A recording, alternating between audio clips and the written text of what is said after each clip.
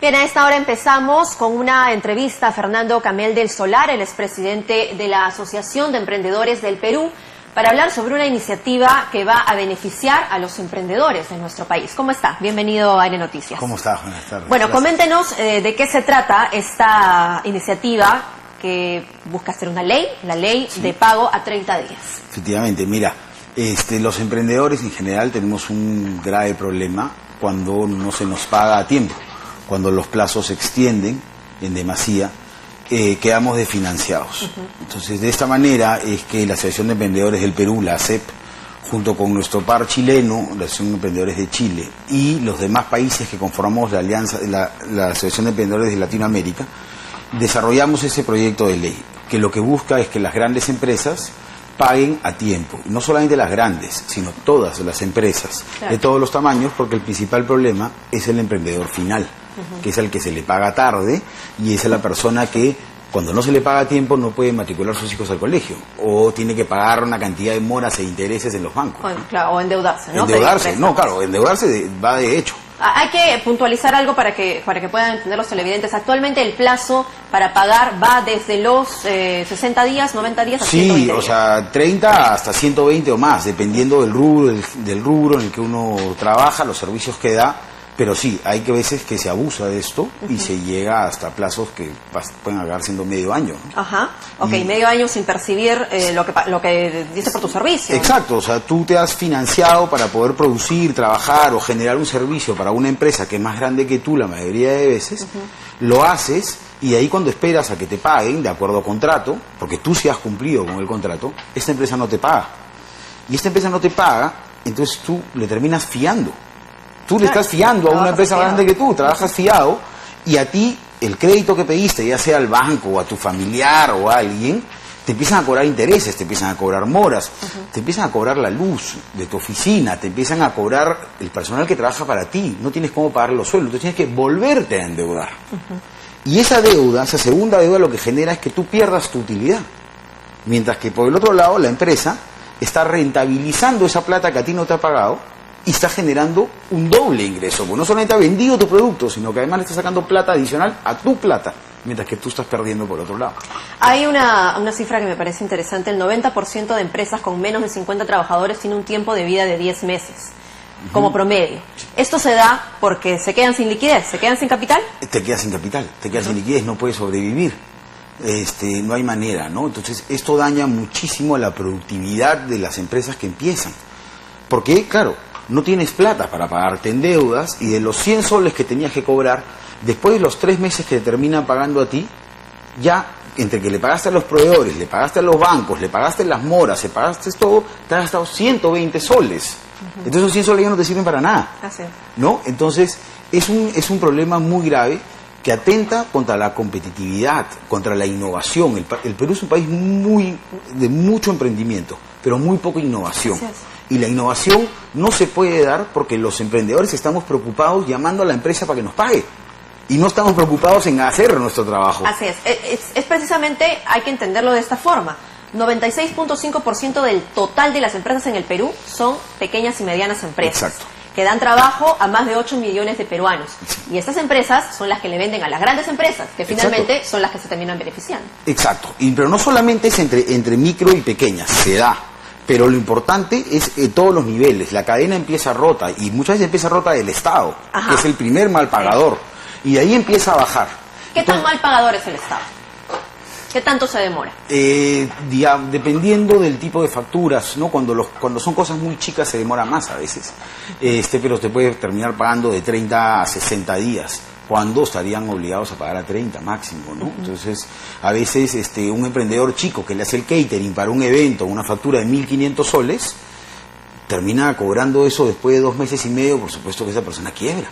No tiene cómo solventarse. Porque si lo hace con varias instituciones del Estado, imagínese cómo va a seguir comprando los insumos. Exacto, y el problema es que esa señora que le tiene que cobrar al ministerio que no le ha pagado, ella tiene que pagarle a proveedores y pagarle al bodeguero que le fió para los insumos o a alguien. Claro. Entonces la cadena empieza hacia abajo, empieza a ir hacia abajo y empiezas a quebrar emprendimientos, personas que de repente son empresas unipersonales, que son los que más sufren. porque están al final de la cadena y por supuesto que van a un banco y un banco no los acepta, porque tienen 2 meses de fundada la compañía. Claro. ¿No? ¿En qué etapa está esta propuesta?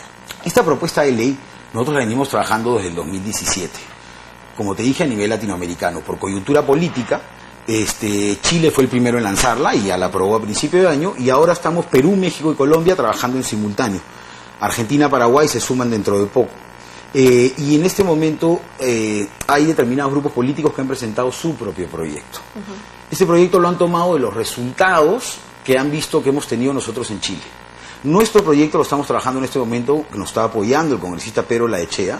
No es su proyecto, él ha dicho es proyecto de la Asociación de Emprendedores del Perú, y yo los apoyo, y lo queremos presentar para ahora que empieza la nueva legislatura, que se retoma la legislatura, y ahí va a entrar a comisión donde vamos a tener que discutirlo y juntar los distintos proyectos, porque hay varios proyectos de distintas bancadas con distintos enfoques. Ah, ok, claro. Hay que discutirlos, hay que ver qué se toma lo mejor de cada uno y hacer un... Exacto, lo que nosotros nos procuramos como Asociación de Emprendedores del Perú es que se tome lo que debe tomarse, que la ley salga bien, que no salga letra muerta.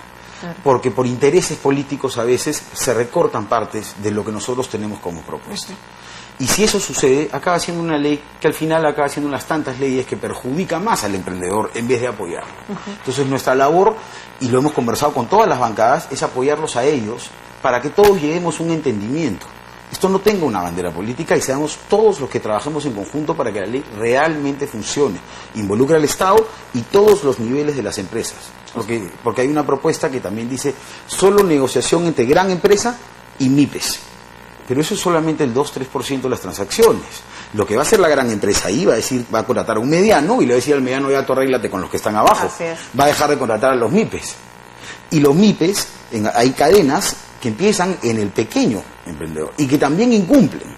Entonces tiene que ser integral para no desincentivar el crecimiento de los pequeños. Si le pones una traba más, será otra razón más para la cual la gente, cuando está por llegar a gran empresa, abre otra compañía o hace otra cosa y, claro, no califica nunca como gran empresa. O se quedan en la informalidad. O se quedan en la informalidad, empiezan a pasar sus ventas informalmente para no llegar a ser gran empresa nunca, porque claro, tienes que pagar más impuestos y te siguen poniendo trabas. Eso tiene que ser igual para todos. ¿Usted cree que va a haber voluntad política del Congreso? Porque como lo mencionaba, intereses hay muchos, sobre todo de las grandes empresas. Definitivamente es una ley que va a pisar algunos callos, pero lo que se tiene que entender es que esto no es un pleito contra la gran empresa, esto es un tema de sincerar y dinamizar la economía. Una vez que nosotros tengamos plazos justos de pago y predictibilidad de cuándo te van a pagar, las empresas van a poder disponer mejor de su capital.